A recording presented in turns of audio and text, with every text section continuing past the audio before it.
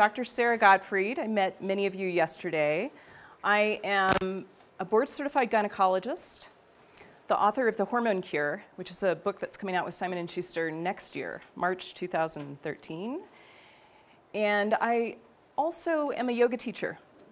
And that's where I learned more about stress than anywhere in my medical training. So I started out as a bioengineer,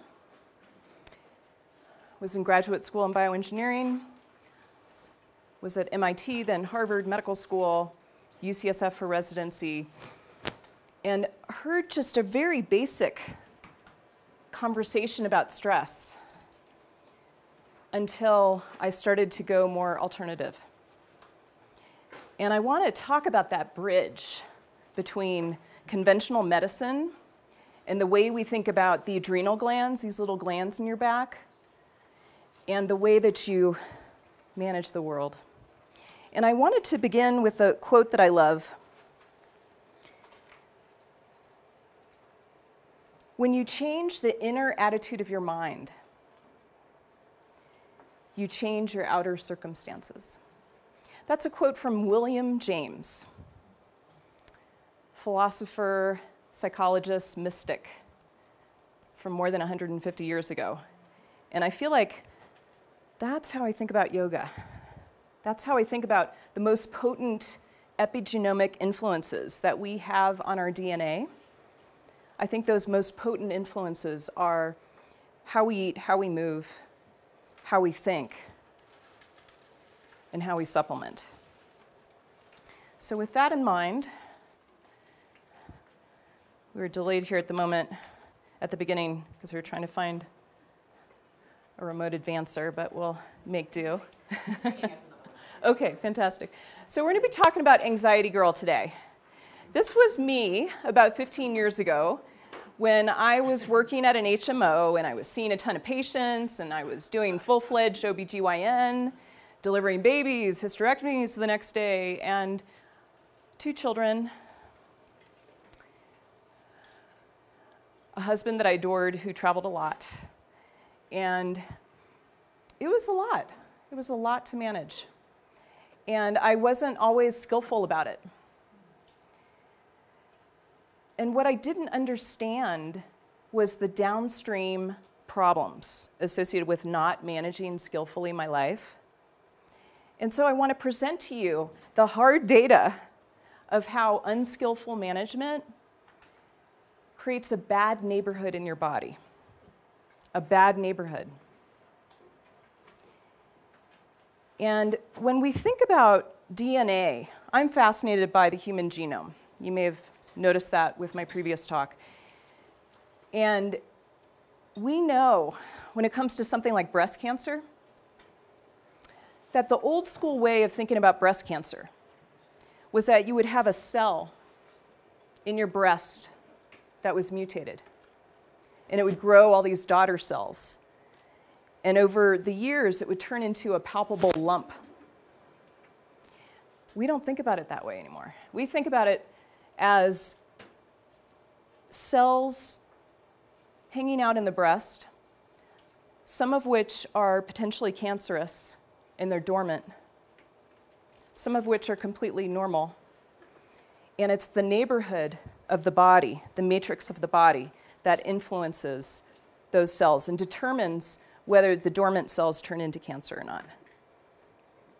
Now, of course, that's not just my idea. There's lots of scientists who believe this. And I was just writing an article for Yoga International about a year ago.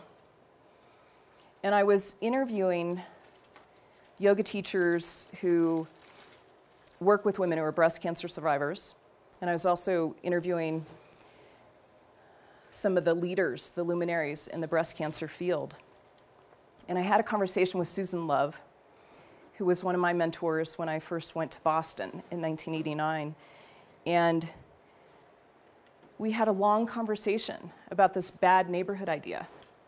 And she even took it one step further. She said, you know, if you're a dormant cell hanging out in the breast, and there's drive-by shootings and crack everywhere and meth, and you can't get fresh food, there's no farmer's market, you're eating at McDonald's,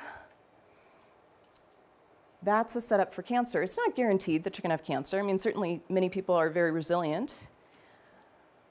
But when you have after-school programs, and you have fresh whole food, and you have the good neighborhood, it's a very different influence.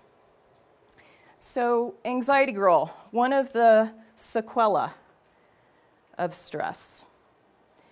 You have my information that I have no affiliations, no conflicts of interest, and I'm just going to skip over to some of our learning objectives. First, I want to talk about stress resilience and the neurogenohormonal drivers of stress resilience.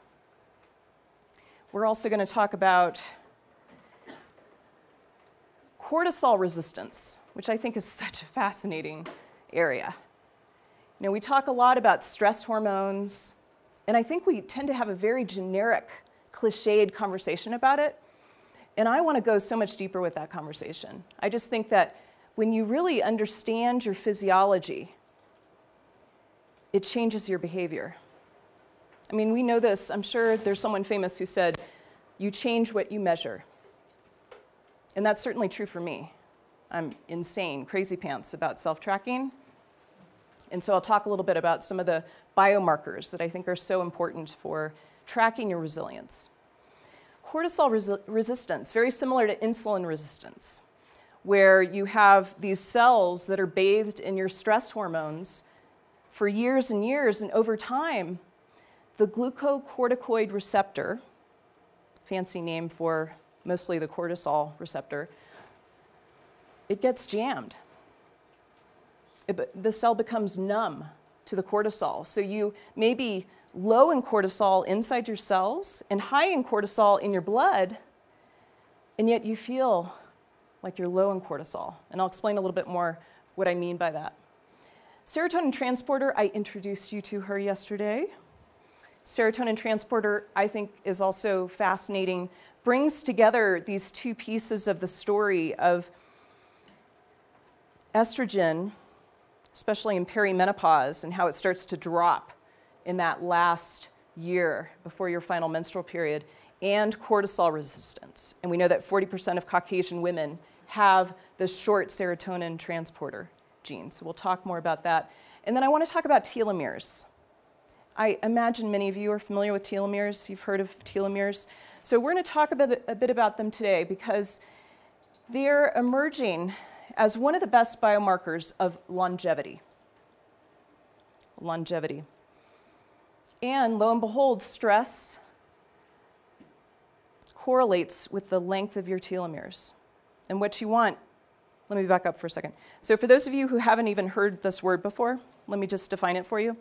Telomeres are the little caps on your chromosomes. They're kind of like the plastic caps on shoelaces. And what you want is to keep those caps long and lovely so that your chromosomes don't unravel. And when you're stress crazed, your telomeres get short and stubby. So we don't want that to happen. And I mentioned yesterday my favorite meme. Have you heard this word meme before? Richard Dawkins coined this term in 1976. It's basically an idea or a concept worth spreading in your culture. And I really believe that you don't find the answer to your health problems in a pill bottle. I learned that from my great-grandmother, who was a radical whole foodist, yogini feminist. Showed up at our house with suitcases of wheat berries and Meyer lemons, and not Barbies. And she taught me this. She taught me this. And lo and behold, mindfulness, the Dean Ornish program, meditation, exercise, is associated with long and lovely telomeres. So I'll show you that data today.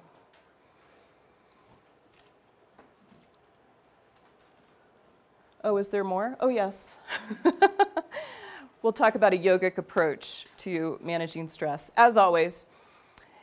So I was hanging out in PubMed yesterday. Do people hang out in PubMed like I do? Oh my gosh. I spend so much time there. My poor children are just like, Mom, could you get off of PubMed already? So I was reading an article by the American Medical Association where they said yoga is an unproven treatment. I read this and I thought, wow, is that from like 1976? No, it was 2009.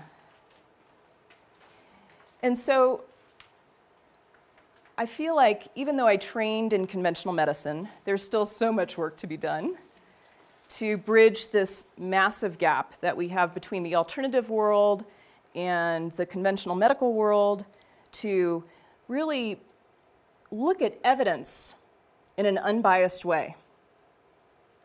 And I'm not saying that either group is perfect, because I think we tend to overdiagnose in the alternative group and underdiagnose stress-related problems in the conventional medical group. Even though JAMA also has published how 75 to 90% of primary care appointments are stress-related, right? All of you know this statistic. It's very common. So we'll disprove that today. Here's where we're going.